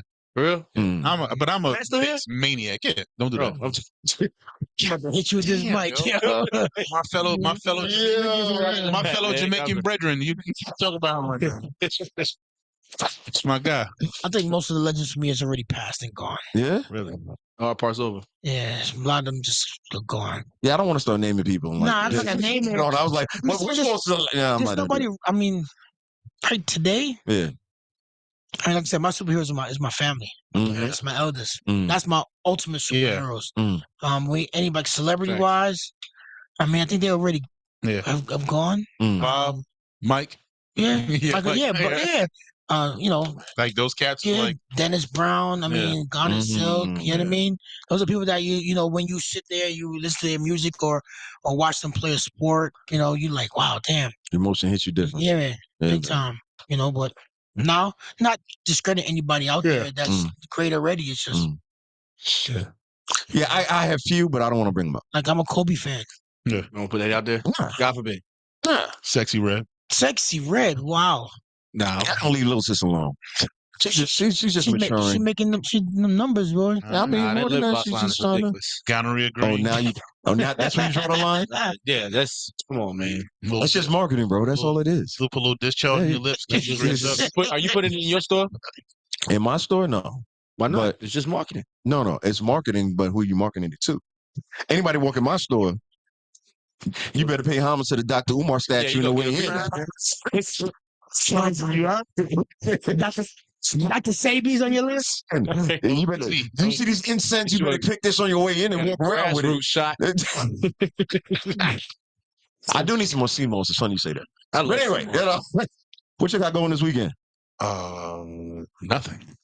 Really? I'm trying to go to the Bob Marley show. The Butcher show. The Butcher show on Sunday. See? There you go. Watch the Giants play a great football game on Sunday. Hey, yo. We are back, baby. We outside. We got a week one. Real fans are outside, Minnesota Vikings. That's a win. That's a win. Yeah. Who's your quarterback? DJ. DJ got to support DJ. All right, Marlon. That's cool. I'm sorry. Y'all facing former Jet, great Sam Darnold. Yeah. Sorry. Sorry. Like y'all chances. You said Sam great. So at least great and Sam Darnold don't even. So all the more reason it should be an easy win. Yeah, it should be. I'm just proud of New York teams. Just proud of New York teams all together. The sports AF segment has been extended today. So are y'all doing fantasy football? I retired. Yes. Oh, shoot. What? Talking about that? Supposed to be my. You got drafted. I don't think I got you. You got all kickers. Yeah. I'm thinking that drafted Baker Mayfield first. Y'all should do one though, man. Fantasy draft. You should. It's never too late. It's not too late. You got 3 days. This y'all. I'm not doing it. I just it's crazy. What's the name? Sent me a link. Mike sent me a link. I know he did. He got too much stuff going on. I'm going to tell him that too. Will of buying this. He listening to it. Yeah. Here you go. It's $50. Oh wait, you ready bought in? Oh yes, let's go. So I got one spot left. They got a spot? It's my spot. Of course. Nice. Of course they're gonna gamble, but like I said, they have one for fun. I'm not going to do it. I'll take all the Jets players. I just think it's going to be a good season. Hey, I'm going to tell you what will be a crushing season. What's that? If the Giants just have a better record than the Jets. That'll bother you? What? Why? This season? Are you serious? Yeah, this season. Y'all are in the AFC East, bro. What are you talking about? This particular season. So you think the AFC East is stronger than the NFC East? As a whole, top down. No soup. No. Do you think NFC is still stronger? The Cowboys is good. Philly's good. Buffalo, Miami. Yeah. Y'all. Yeah. Like, what are you saying right now? I'm trying to think of your division. Who else is good?